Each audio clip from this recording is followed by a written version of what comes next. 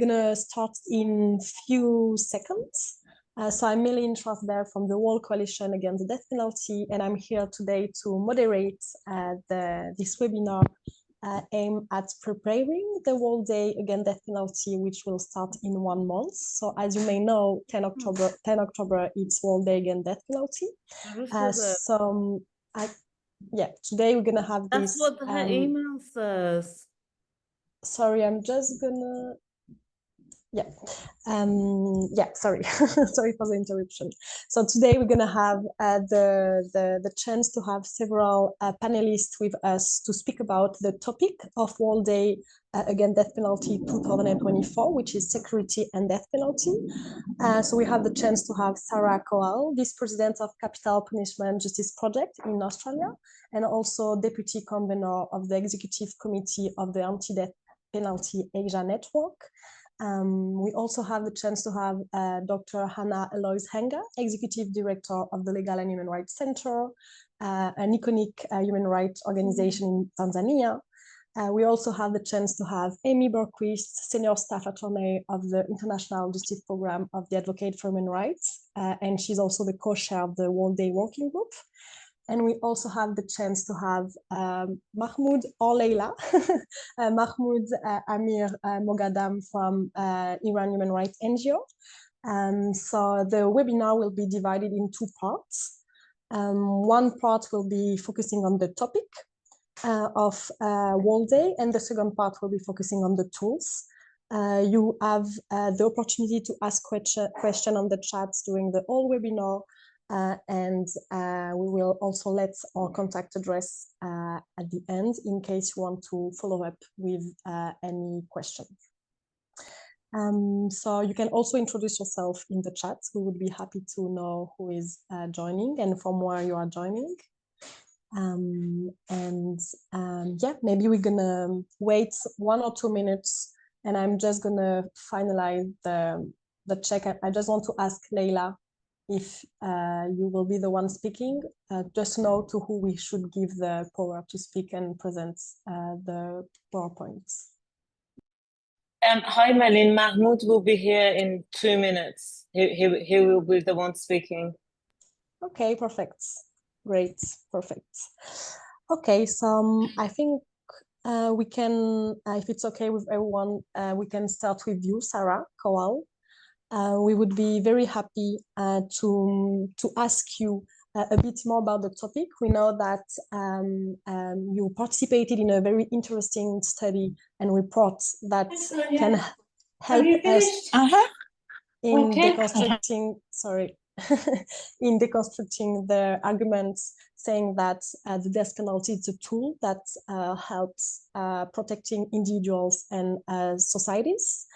Can you tell us a bit more about the study and how this study that it's focusing on why the death penalty is not a solution to rape can help us to advocate for the abolition of the death penalty? And we will give you the power to share the screen. Thank you. I will share my slides.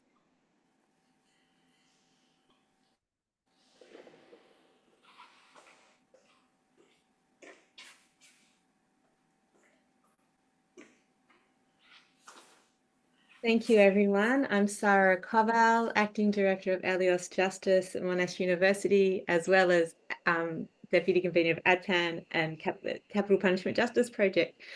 Tonight, I'm speaking from the unceded lands of the Bunurong peoples of the Kulin Nation, who are the traditional owners and custodians of the land I'm on, and I pay my respects to my elders past and present.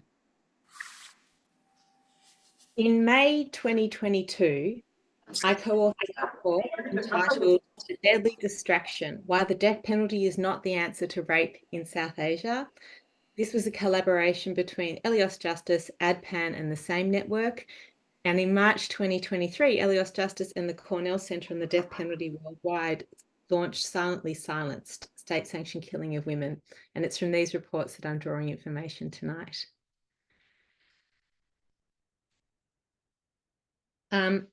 I'll just start by a bit of an overview. Globally, 31 countries prescribe the death penalty for rape.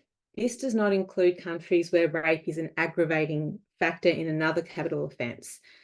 The states that do retain the death penalty for rape are doing in violation of the ICCPR, where the threshold for the use of the death penalty is very established to be most serious crime, and rape itself doesn't fall within that definition.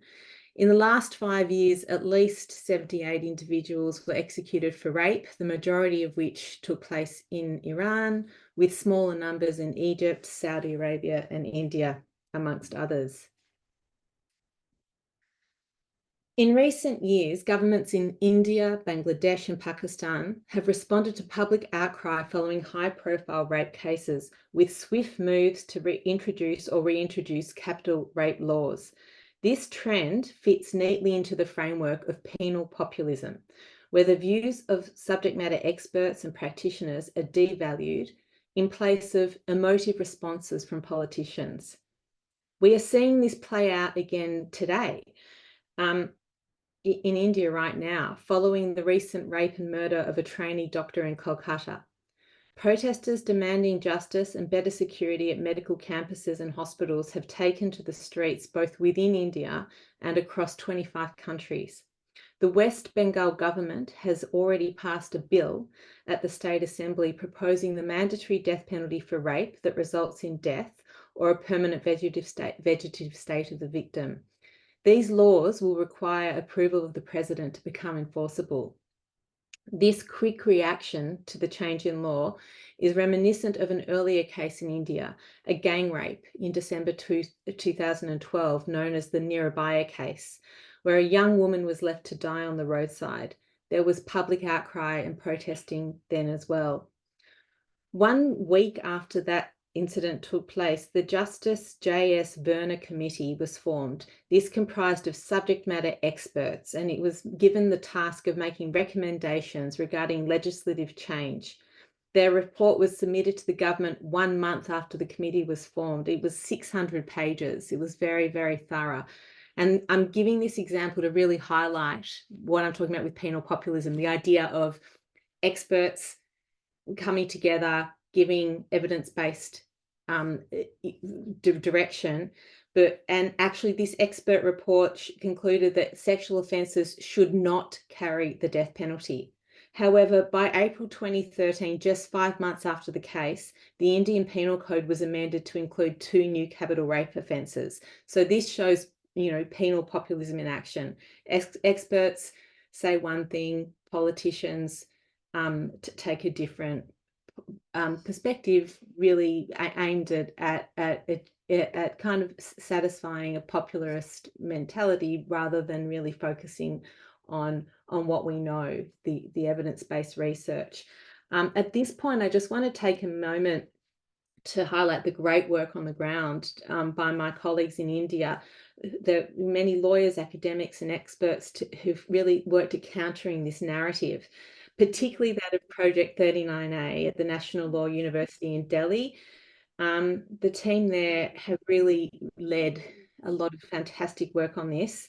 They've been countering this narrative for a very long time, and much of the work that we inputted in our report really drew from the kind of foundational work that they have done. And I've put their Twitter link there because I think, to really see the quick response that they've done in the media.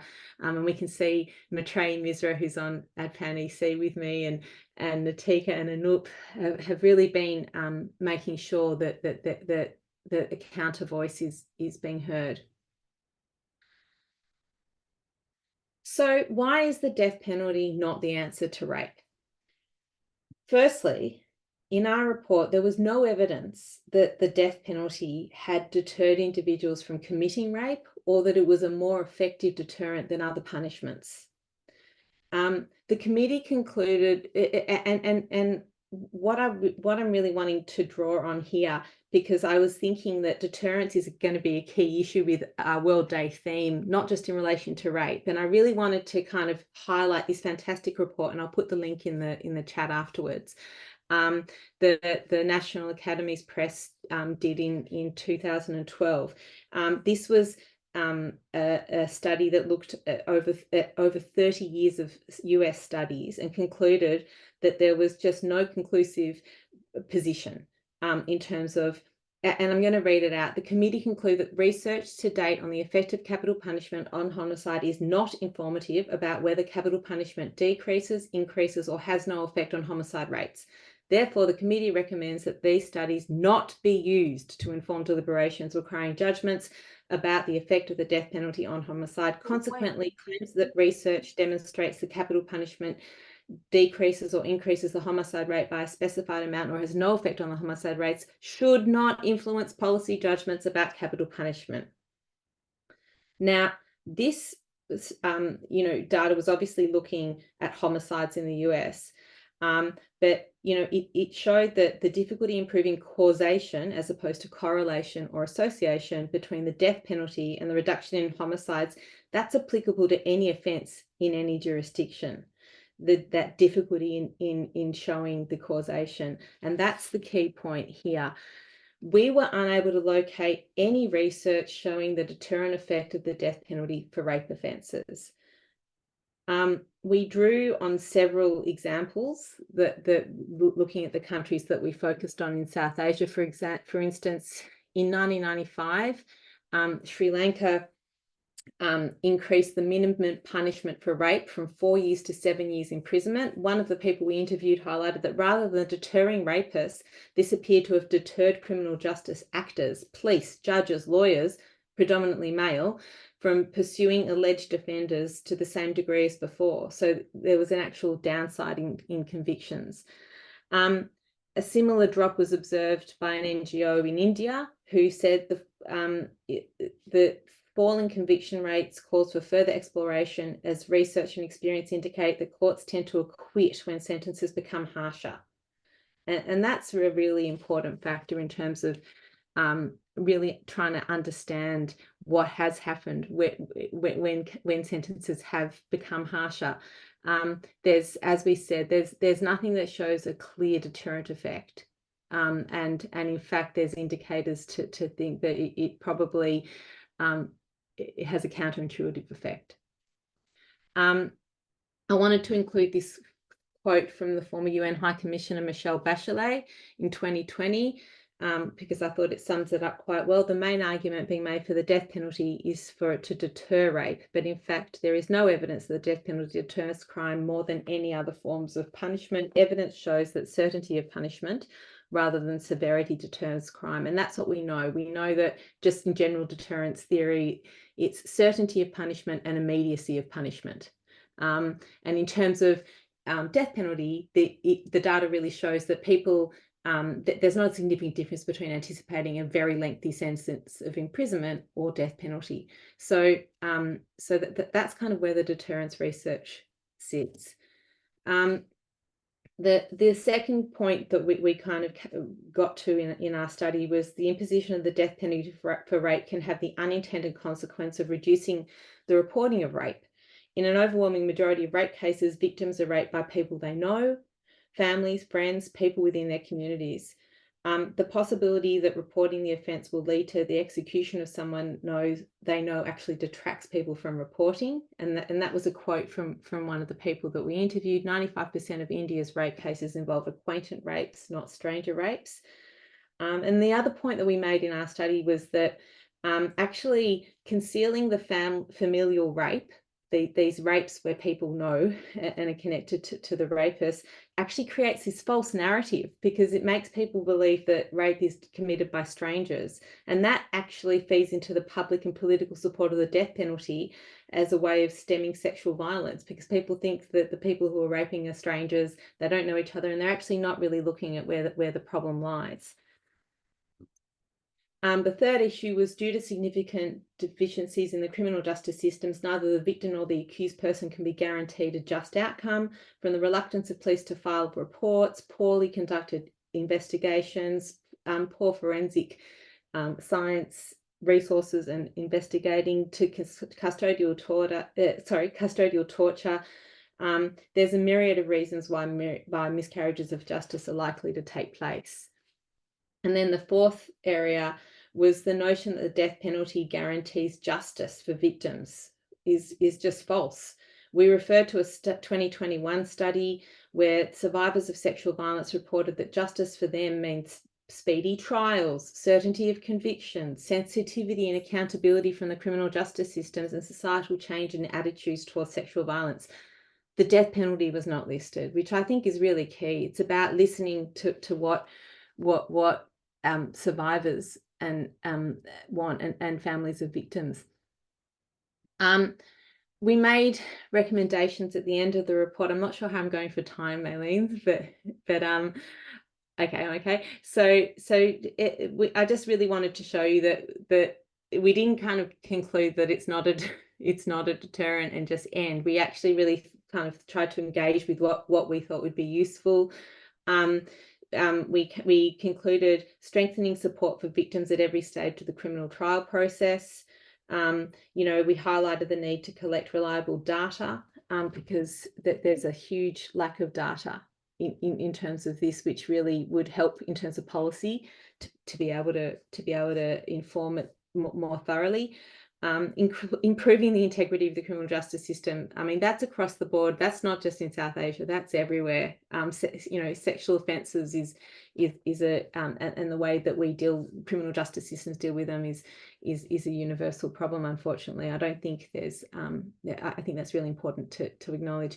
Reframing the narrative of sexual violence and its response through training and education. And there's fantastic work being done on the ground in terms of training the judiciary. Valerie Khan and Justice Project Pakistan were doing fantastic stuff on the ground in Pakistan. Really good work there, and our report kind of really profiles it. And then we looked at holistic approach to victim support, thinking outside the criminal justice system. Who would have thought that the criminal justice system is probably not where people are going to find a great solution? And that's true. And so trying to really think about not trying to find the solution for victims in that space, thinking more creatively. And again, there were brilliant people on the ground, social workers, psychologists, other activists in India, in Pakistan, really doing fantastic work on trying to find alternative ways for survivors to process what they've been through. And strategic mapping, we really kind of came to we're really amazed that, because particularly in 2018 in India, when the laws around child rape and death penalty were being floated, there was this incredible model of child right activists, capital defense lawyers, and everyone in between coming together. And I think that kind of mixing of the Venn diagram of where all these different focuses overlapped really got to a fantastic result. In terms of advocacy, it wasn't a great result because ultimately the law was passed. But in terms of looking at campaigning and looking at ways that we can probably affect change, I think reaching out beyond our death penalty brothers and sisters and looking at different areas of expertise to inform how we approach our unified stance. Capital rape laws are framed on the premise that they protect women. In practice, they are a deadly distraction. That's why we named the report Our Deadly Distraction, from challenging the underlying patriarchal culture that perpetuates sexual violence in the first place. And that gets me to the end. I just really also want to acknowledge, I think I saw Giada's on this call from Harm Reduction International. She was really central in getting this report moving along. And my co-authors, Zaman, Ashraf, Scott Walker, and Mai Sato. And if anyone's got questions, I'm happy to take them. Thank you a lot, Sara. I think the study is very, very informative, and I think that it's very well explaining to what extent, like, it's a good example of to what extent the idea of the death penalty protecting individuals and community is not right. And that first is not based on evidence, but also it can have counterproductive effects. So you mentioned higher risk of acquittal, lower reporting. So I think that this study is very aligned and very helping us today to understand better about the topic. So thank you a lot. And maybe just before giving the floor to Mahmood from Iran Human Rights, I just wanted to ask you very briefly how World Day 2024 and 2025 will be used at PAN and or CPG level, to give idea of the person present today. Wow. So at Capital Punishment Justice Project, we are doing a screening of a Iranian film, and we will certainly be talking about the theme on the night. And ADPAN's involved in a range of activities with different partners on the ground.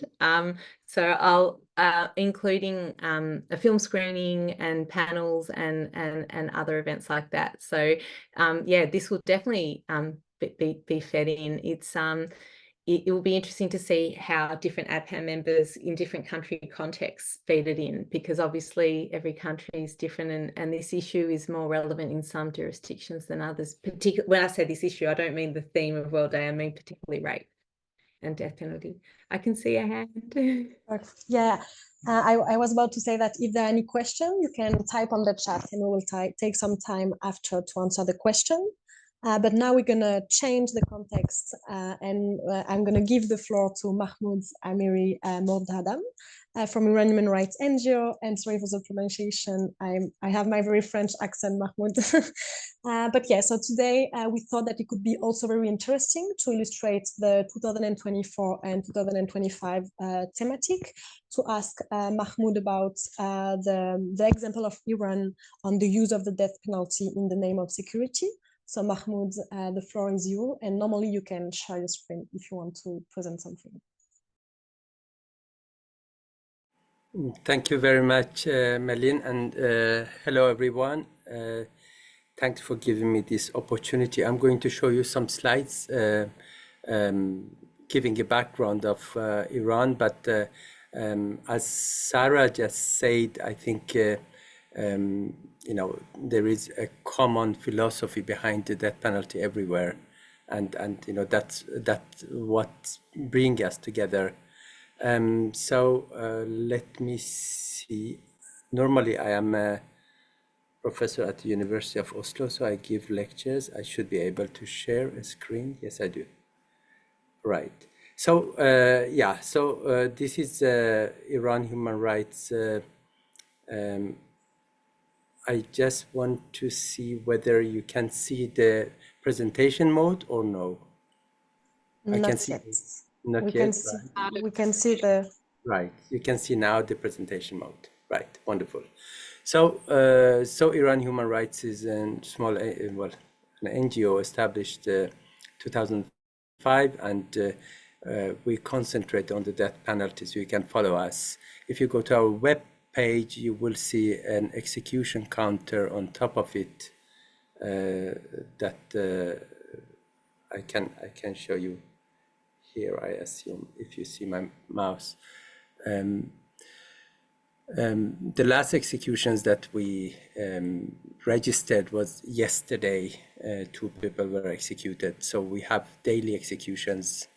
In August only, we registered at least 100 executions. And as we are getting closer to the anniversary of the Women Life Freedom protests, we are concerned that the numbers will increase. When we see, if we look at the executions of last year, 834 people at least were executed, among them juvenile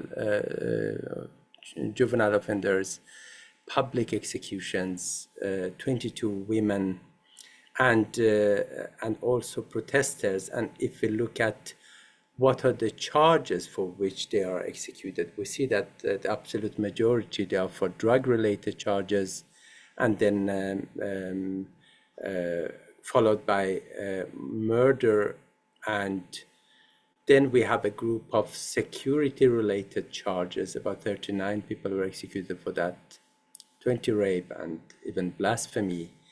And what is important to note is that, you know, we don't have a rule of law or a due process. these people who are sentenced to death, they are sentenced, most of them, especially those charged with security-related charges, and for drug-related charges, they are sentenced to death by revolutionary courts behind closed doors, and they don't have access to the lawyer of their choice. And in the initial phase of the investigation, there are no lawyers. So most common scenario is that they are sentenced to death based on confessions extracted under torture. And so the question is, why do we have so many executions for drug charges, for murder, although we know that, you know, Iranian authorities know very well that in the last 40 years, despite using the death penalty for these charges, not only the numbers haven't decreased, but they are increasing. You know, the society is not safer. You have more violence. There is also more drug-related crimes. But the answer is in the timing of the executions. Some years ago, we did a research, I don't know if you can see that, on timing of the executions and political events. We could see that right before, the green shows when authorities expect protests or during the protests. The black is during elections, parliamentary or presidential elections. You see, when authorities expect protests, we have a peak, a surge in executions right before that or during the protests.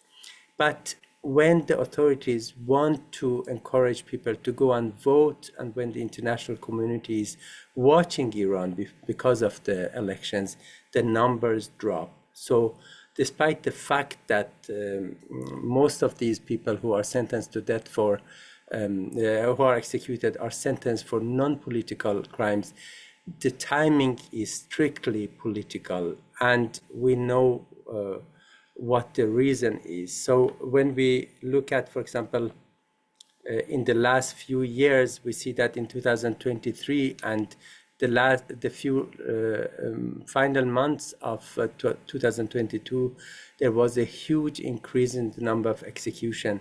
And what happened then? Of course, we had these women life freedom protests. So we believe authorities use death penalty as an instrument to create fear, and not even they believe that they are fighting crimes. And among those who were executed, we had 8 protesters. And these are, you know, people who were protesting on the streets. In some of the documents, it says that they closed a street, or they put fire on a garbage can, and for that they are sentenced to death because they, according to the authorities, they threatened the nation's security, and they were executed, you know, by a revolutionary car, sentenced to death, and behind closed doors and without due process. So I think the notion of the death penalty not protecting anyone, as we will be using in the coming 2 years, we can add to it that it's actually used to create fear and insecurity rather than securing anyone. And I think this is the common feature for many dictators. So at the end, I will just tell you that the abolitionist movement in Iran is growing, and you know, some years ago, only executions of political prisoners receive attention.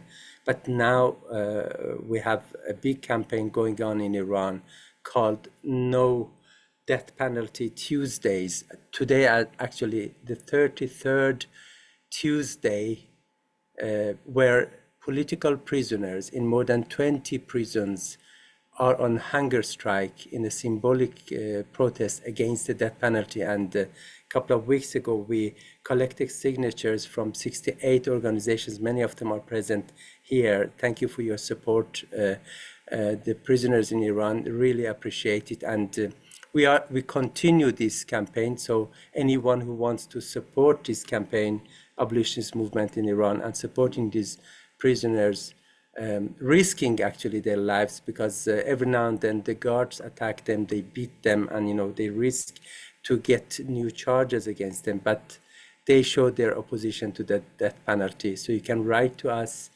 and this is one of the things that we are going to focus on. Iranian authorities' use of the death penalty to create fear and showing support for the abolitionist movement in Iran. Thank you so much. Thank you a lot, Mahmoud, for sharing this very alarming situation in Iran, and also to showing to what extent, as you say, the death penalty is used to create fear and not to protect individuals and community. And maybe a last quick question before letting the floor to Amy. Do you know right now how you will use 10 October to try to continue the advocacy you mentioned? And are there any other support opportunities to join and to support? You already shared the campaign that we will share also by email, but in case there is any kind of support participants can give, you can let us know. Yes, do you want me to answer now? Yes. So absolutely. We are going to have some online events, but we have planned to do something bigger, more international, to both raise awareness and show support for the abolitionist movement inside Iran and this no death penalty Tuesday movement. We are going to have a very interesting event. I can't tell you now what it is going to be, a surprise, but I really hope that people can support. If my colleague can write the email in the chat. So, the reason why these prisoners went on hunger strike is because they want to be heard. And you can imagine 33 weeks is a long time. And it is spreading to prisons everywhere. So I hope that the international community and abolitionist movement worldwide shows them the support, because that makes them much stronger, and it also limits the authorities' possibilities to crack down. Yeah, thank you a lot, Mahmoud. And I think that October 10, it's exactly this. It's trying to join together and to all give our voice to ask for the abolition of the death penalty. So thank you a lot for sharing your work and the situation in Iran. Amy, I'm gonna ask you now if you could, as a co-chair of the World Day Working Group, very briefly summarize a bit for us the purpose of the thematic for 2024 and 2025, and then we will move with the tools part. Sure. Thanks so much, Méline. And thank you to Mahmoud and Sara as well for their presentations. I think every year there's a theme for World Day Against the Death Penalty. And I remember back in December when the steering committee selected this theme of safety and security and the death penalty. And I thought this is going to be really interesting, but also very complicated. And I think one of the reasons we wanted to focus on this theme is that it's relevant in any country that still has the death penalty. You've listened to a very particularized context, for example, in Iran, where the government uses the death penalty to instill fear. But in other contexts, such as in the United States, where I'm based, the pretext for the death penalty is often public safety, that we need to deter crime. And we know that those arguments, as Sara talked about, we know those arguments are not accurate. They're based on misconceptions and myths. But the whole idea, the notion of safety and security on the death penalty is a universal one. And so we want to make sure that any organization or individual that's marking World Day Against the Death Penalty on October 10th has something relevant to contribute and to say to connect with this theme, understanding that all around the world on October 10th, all sorts of organizations are going to be focusing on this theme. So that's why I think it's particularly relevant. We've heard some examples, but you can also think about, for those of you attending, think about it in your context as well, how the death penalty connects to issues of safety and security. Thank you a lot, Amy. Now that I hope the participants understood a bit better, maybe the topic, we're gonna move with a second part, which is, but what can we do? What do we have with us to help us to organize events, to know more about the topic? So as you may know, the World Coalition, it's a network of more than 160 organizations working on the abolition of the death penalty. And one of its main campaign, it's 10 October, the campaign we are speaking about. And among the World Coalition, there is a World Day working group, which is in charge of developing some tools to help members to understand and to mobilize, to be mobilized for October 10.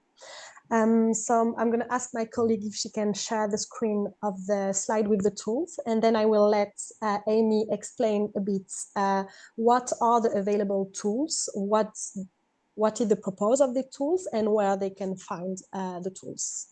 Great, thank you so much, Méline. And yes, I'll look for that PowerPoint to come up on the screen. And let me change one more setting. Okay, so the World Coalition has created a lot of tools, and because I'm involved with the World Day Against the Death Penalty Working Group, the working group has been actively involved in creating these tools as well. We start with a general topic, and then we come up with a slogan. And so the slogan, as you've seen, you remember seeing it on the posters? The death penalty protects no one. That's the slogan. And then the next step is to create a poster, something visual that can convey the message that the death penalty protects no one. And that's where you've seen that broken umbrella, which I think is a great message to say that the death penalty is just as useful as that broken umbrella protecting you from the rain or from the sun. It's not doing what its intended purpose is. So that's a really great visual, I think, to accompany the message that we're focusing on for this year's World Day.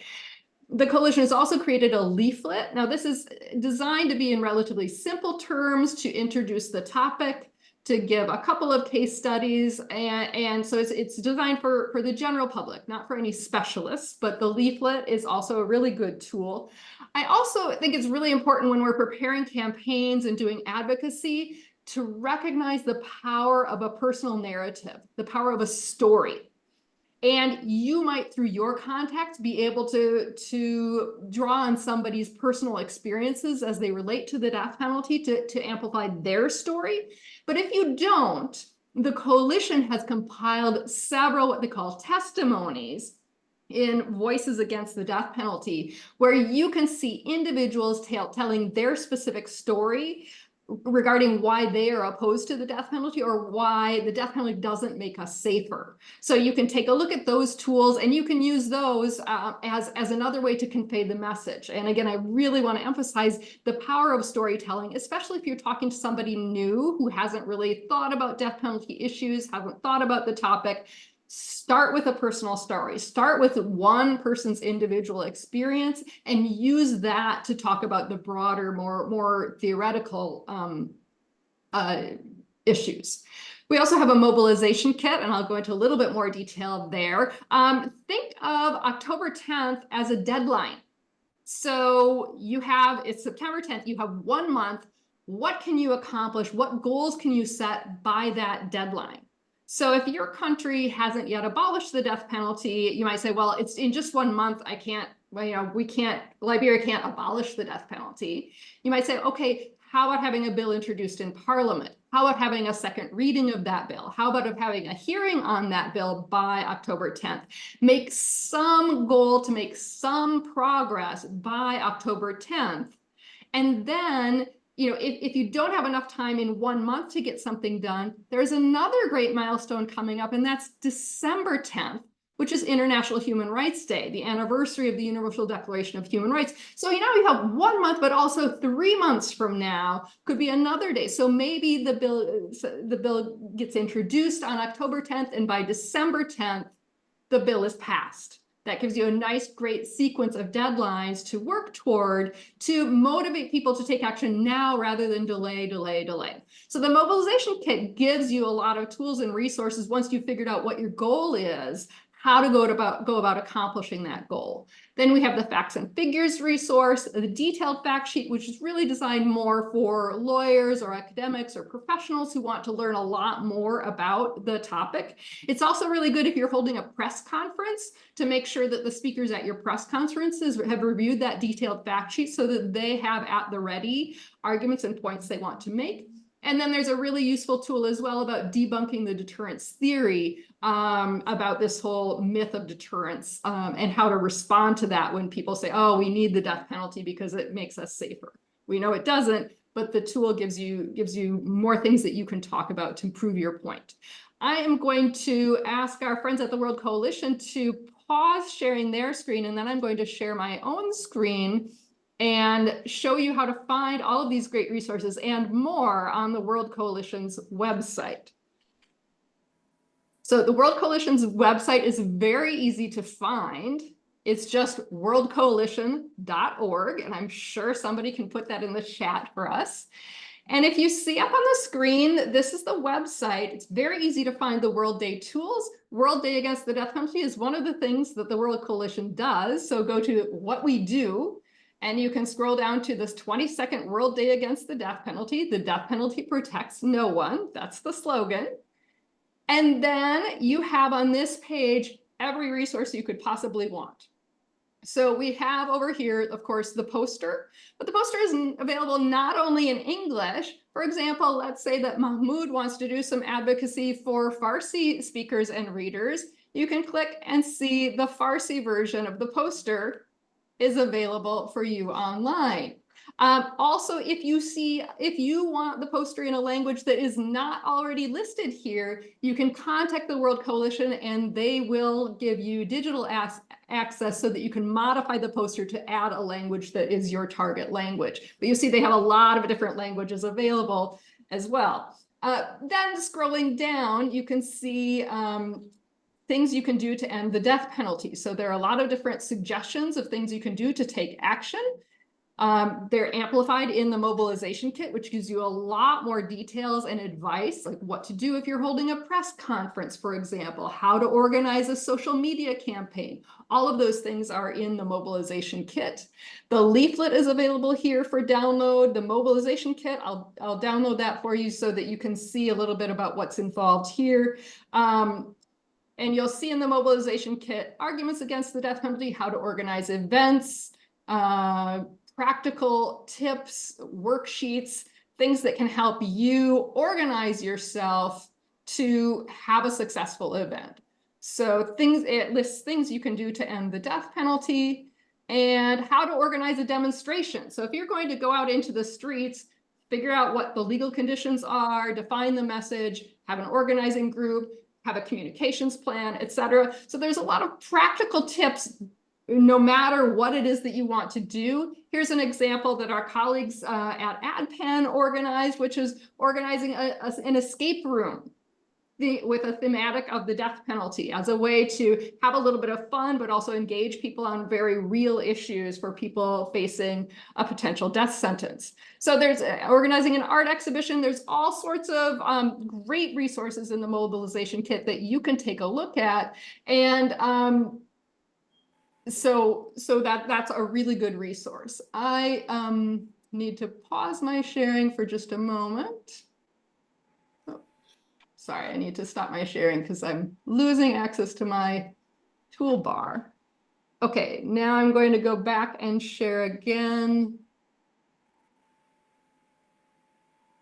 Scrolling down, you will see the facts and figures sheet, the debunking the deterrence theory toolkit, the detailed fact sheet, and the voices against the death penalty. Those are those individual testimonies, those personal stories that are really very useful.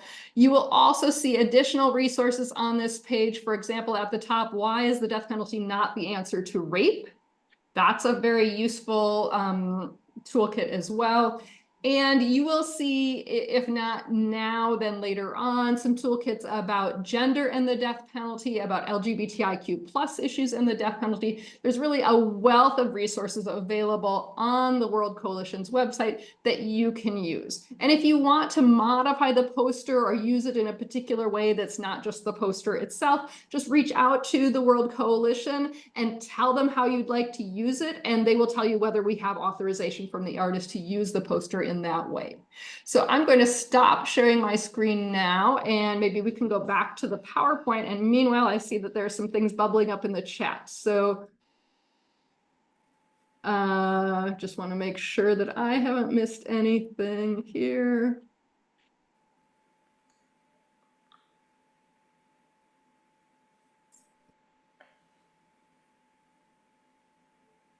Yeah, thank you a lot, Amy. Thank you a lot for sharing. And I just want to add one more thing. You know, this image of the broken umbrella is such a powerful one. I could imagine if you want to do something out in the streets, and you could gather broken umbrellas, like find them or offer to trade a good umbrella for a bad umbrella, take off the fabric of the umbrella and just stand out in the street with that broken umbrella. And I'm sure somebody is going to come up and say, what's going on? What's wrong? And then that gives you a chance to talk about the theme. You could ask them to take a selfie with the umbrella and post it on their social media, share the hashtag, etc. That could be a really fun way to engage people and to really illustrate the thematic for this year's World Day Against the Death Penalty. So here you see a list of 9 things that you can do on or in the lead up to October 10th. And I do want to say that October 10th is really a symbolic day. And I'll give you a couple of, well, at least one example and then one potential motivation for the future. Sierra Leone's parliament abolished the death penalty in July of 2021. But the president waited until the eve of World Day Against the Death Penalty to sign that bill into law. So the president was actually waiting for World Day Against the Death Penalty to finalize the country's abolition. And so President Bio really embraced the international community and World Day. So this can be a really motivating thing for officials and others to say, look, it's World Day Against the Death Penalty. You'll get lots of positive attention. This would be a great moment for you to take some concrete step toward abolition. I'll also note that Liberia last December 10th, on the 75th anniversary of the Universal Declaration of Human Rights, made a commitment to abolish the death penalty in 2024. So I hope our Liberian colleagues are working with their lawmakers in Liberia to say, look, you promised this on December 10th, 2023. Now, October 10th, 2024, this is the time for you to sign that, to pass that bill, get it signed into law. And if they can only take one step by October 10th, that final step should happen by December 10th. On the International Human Rights Day. So think about those as motivating factors. Another example would be Guinea. Now, Guinea, in its Universal Periodic Review in 2020, accepted 11 recommendations to ratify the second optional protocol to the ICCPR. It made this public commitment, but it has not done so. And we know that Guinea in May of 2025, they're going to have to send a government delegation back to Geneva to give a report about whether they've implemented their recommendations. So I hope our colleagues working on advocacy and planning World Day activities for Guinea are focusing on that May deadline and are going to the officials in Guinea to say, look, you haven't even signed the second optional protocol. Let's sign it by October 10th and ratify it by December 10th. And that way you'll be ready to go in Geneva in May when you have to return for your next Universal Periodic Review. So use these dates, these special dates, as motivating landmarks in the progress toward abolition. I'll wrap up there and thank you. Unless there's something else you want me to cover. No, thank you a lot, Amy, for giving us so much energy and hope and very good ideas of what kind of activities organization can organize, but also the importance to link with advocacy deadlines and to try to take advantage on 10 October to continue the efforts on the abolition of the death penalty. If there are any question on the tools or other, you can type on the chats. And also don't forget to join the campaign on social network with the hashtag #NoDeathPenalty. But before finalizing the webinar, I would like to ask Anna Henga from Tanzania to let us know a bit about her experience in Tanzania, especially in collaborating with institutions such as the European delegation or other institutions in the country. We are very interested about knowing more about how to collaborate and how to join forces with allies, including institutional allies. Thank you, Méline. I hope I'm audible. Yeah, we can hear you well. Okay, thank you so much. And my mic is so. Thank you, the previous presenters, for presenting very eloquently about death penalty in the countries. For instance, the Sara, Mahmood, and also Amy, and how to access the information. Actually, I like the way the website is organized, so I think I'll copy some of the things on how to put the resources easily available in our website. Yeah, about Tanzania and the Tanzania Anti-Death Penalty Coalition. We have a coalition of anti-death penalty, which involves Legal Human Rights Center, CHESO, Children's Society, Education Society, and also we are now trying to work with the Women Criminal Justice Organization, and also Tanzania Ex-Prisoners Foundation, and the others. So we've been working very closely with the EU and the EU members on various issues, human rights issues, but sometimes specifically on death penalty. Why? Because all the EU members are against the death penalty. Even the UK, which was in the EU and they exited, but still they discourage death penalty. So it has been very easy to engage them. One, on advocacy, jointly targeting policymakers, for instance, during commemoration of the death penalty, commemoration of death penalty on 10th of October. We've been tagging them, we've been sending different social media messages and tagging the EU, and they would retweet, they would also share further the messages.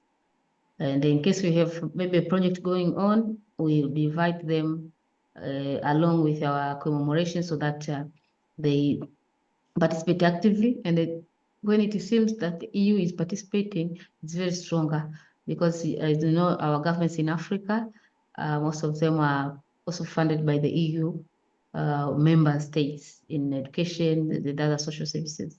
So if you work with the EU, you are stronger because they also get confidence that this is a nice thing. Yeah, on a public awareness campaign also, not my organization, but other organizations have done public awareness campaigns together with the EU and capacity building sessions.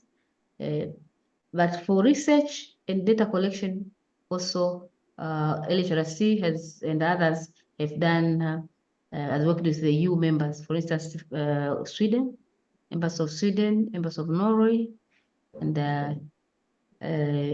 Germany.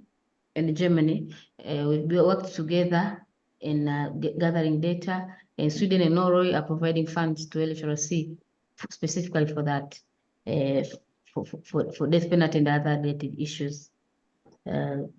Another thing is we leverage the EU platform for broader outreach and impact. I remember in the 3-4 years ago, we commemorated with friends, the Embassy of France in Tanzania, during commemoration of anti-death penalty day. I think my 3 minutes are over, but I want to conclude saying that working with the EU is very crucial in the abolition of death penalty, because of the say of the influence in other continents, especially Africa. So if you work with them, it's easy. It's easy for your campaign to sustain. For Tanzania, we are abolitionists in practice, and there was a task force set by the president which recommended abolition of death penalty. So that might be also an impact on working with the EU in the process. Thank you so much, Méline. Thank you a lot, Anna, for giving an example of to what extent it's interesting to collaborate with some allies. So in the context of Tanzania, the collaboration with the EU has been identified as an added value. Maybe in another country, a collaboration with another institution based on the context can be identified as an added value. And we also want to flag that, and it's something that we will find in the mobilization guides, that it's always interesting to try to collaborate with other human rights organizations, also organization working on minorities, and also organization working on topic related with the thematics of security. So you could work with organization working on human security, on peace building. It's really interesting to make links with organization allies that are not normally working on the death penalty, but that could be additional voices to join forces on October 10. So thank you a lot. We have now some time for some questions. If there is any question, you can directly type on the chat. You can also always write to us at contacts@arobas, I don't know who's in English, worldcoalition.org. I will copy and paste it on the chat. So there is a question: is there any plans to use the hashtag for longer than the day itself? So my first answer, and then I can let the floor to other, is that the World Coalition is organizing a social media campaign from October 1 to October 10, like the 10 days before World Day. So we will use massively the hashtag during these 10 days, but obviously we try to use it also during the whole year. So you are really encouraged to utilize it, to try to join for a common message for the abolition of the death penalty.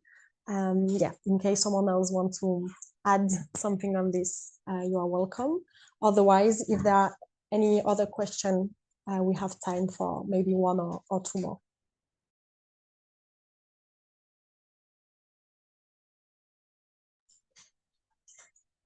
So there is a question from Jerry from Salam, Democracy and Human Rights. Do we intend to focus on any particular cases or instances?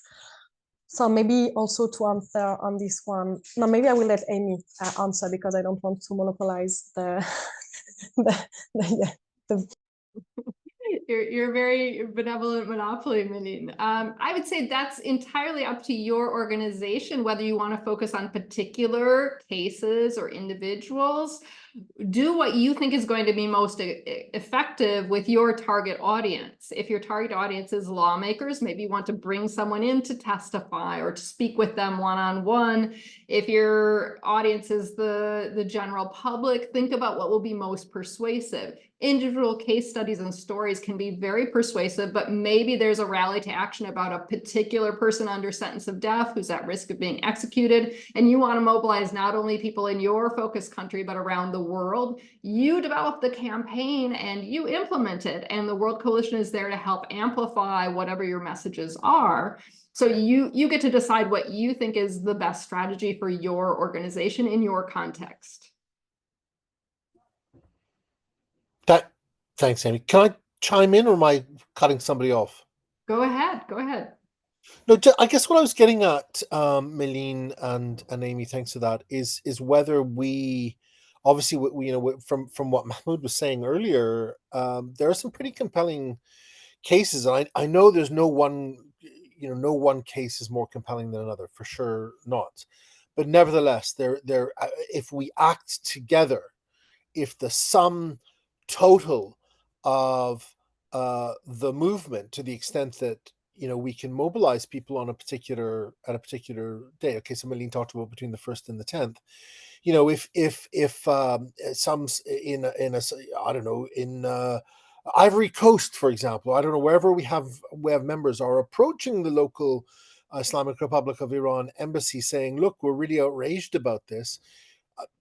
It puts paid to some of the discourse regarding some of the representational characteristics or alleged representational characteristics of the Islamic Republic, or Saudi Arabia, for example. I mean, there are some the countries represented that we work on. Okay, so I work mainly on Bahrain and the Gulf, and we have some work in the pipeline that will address this issue. It may not be ready by exactly the 10th, but I just kind of wonder if there's some individual case place that we collectively can get behind.